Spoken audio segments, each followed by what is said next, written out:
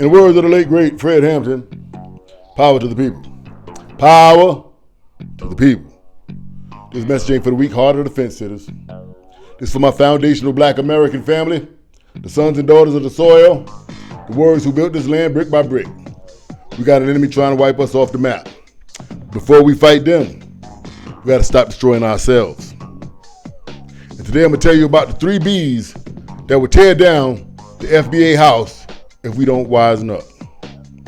Beliefs, bourgeoisie, and the boomers. And let me tell you something.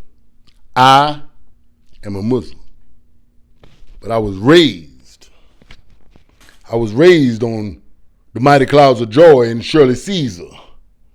I was raised with a grandmama who prayed over every meal. Half of my cousins still go to church every Sunday and praise Jesus. Yeah, I got Hebrew Israelite brothers dropping scriptures like fire. Nation of Islam soldiers in bow ties moving like an army of discipline. And indigenous FBA kinfolk holding ceremonies by rivers older than Europe itself. I don't debate them. I don't belittle them. You know why? Because I respect all of it.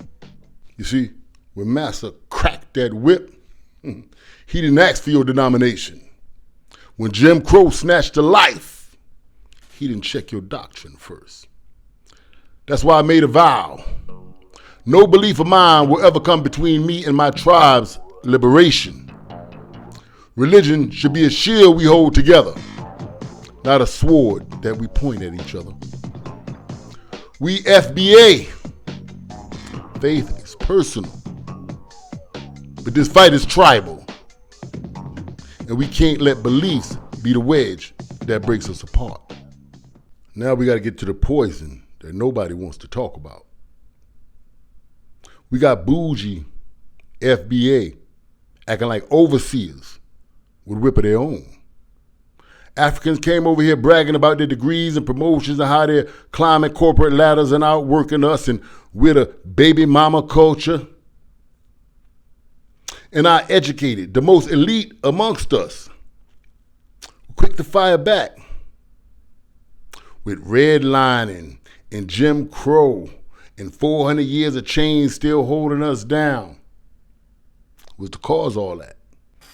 But now you got your little corner office, your title, your paper check signed by master's kids, and you turn around calling your own blood Pookie and Ray Ray, like you ain't a part of the same tribe. And here's a sickness in its rawest form. The reason some of y'all won't even say FBA is because Tariq Nasheed coined it. Yeah. And no European handed Tariq a certificate saying you're smart enough, you're educated enough, or holy enough to define your own people. So in your mind, because Master didn't bless it, it can't be valid. That's plantation thinking. That's mental shackles. And just like the Africans who judged us without ever acknowledging the obstacles Europeans threw in our path that they never even saw, some of you black YouTubers do the same when you call your brothers Pookie and Ray Ray. See, I lived through the crack era. Most of you only read about it or heard about it. I saw it firsthand. I saw a mother rent out her 13-year-old daughter to drug dealers. I saw a high school basketball star, a prodigy, get arrested in high school because his mother put a bundle of heroin in his book bag and he didn't want to tell on her, and he went to jail and lost everything. I saw it. I'm saying that to say every felon ain't a Pookie. Some brothers got caught up because they were born in the hell they didn't create. And every sister with tattoos and piercings ain't a piece of trash. You don't know the storms that woman had to walk through just to keep breathing. If that ink, those piercings, is how she copes with a world that tried to break her, who the hell are you to look down on her? Now let's talk about this whole idea, this whole concept of work. Yeah. Y'all think punching a 9 to 5 clock for somebody else's dream makes you civilized. Our ancestors hunted, fished, and farmed for survival. And guess what? It wasn't labor. That was life. That was joy. And that was freedom. People hunt and fish today for recreation. Nobody's out here roofing houses in the dead heat of summer or working in factories in toxic air for fun. The concept of grinding your soul away just to fill someone else's pocket is their invention. That's not ours. The uncivilized tribes that the Europeans wrote about were black men who refused to work for them. That's why they called them savages. That's why they dragged in the more docile Africans. Yeah, that's why they shipped our rebellious ancestors to Caribbeans, because they would not build the European empire for them. And now, centuries later, we let that same European concept of labor divide us again. You judge your brother for refusing to slave for master's money, when what we really need is our own land, our own territory, our own freedom, our own way, our own space to worship God as we please and live in peace without a dollar bill choking our spirit.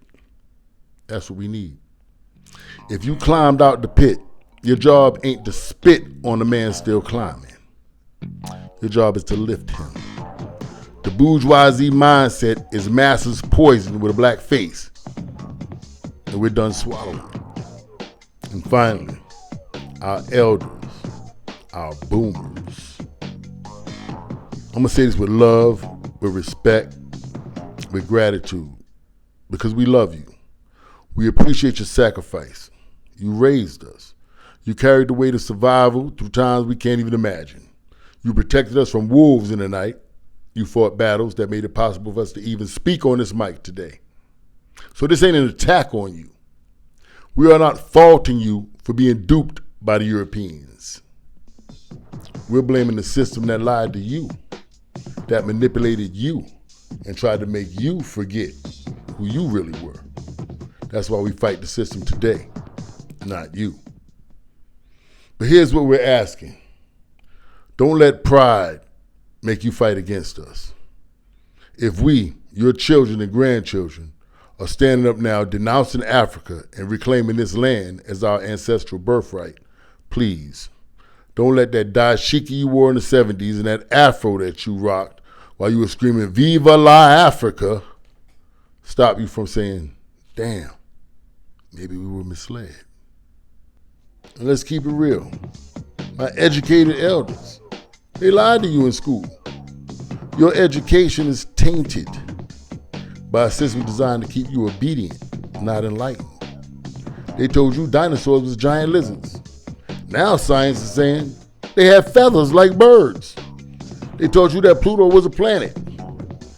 Now they're saying math and astronomy changed and proved it never should have been a planet. It was never a planet. They told you Columbus discovered America. But history shows our indigenous black ancestors were already here when he got here. That's why we're asking you to let go of the pride.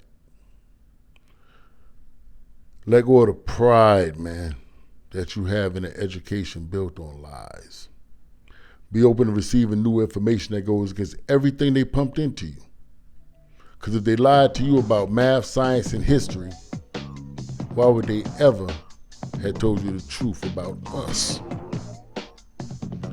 We don't need you to march like we do. We don't need you to yell like we do. We just need you to stand with us. Be the advisors. Be the wisdom keepers. Guide us when we stumble, but don't fight us. Just to protect the European lies that rob both you and us. We honor you and we love you, but we will not inherit those chains of confusion, beliefs, bourgeoisie, and boomers. 3 termites chewing at the foundation of the FBA.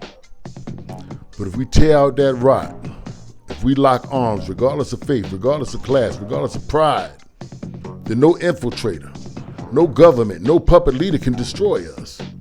This land is ours. Our ancestors' blood soaks the soil beneath our feet.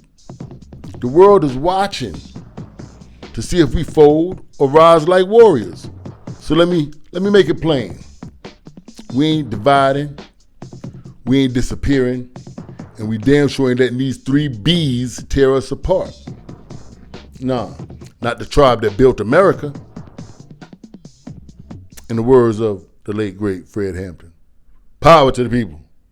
Power to the people.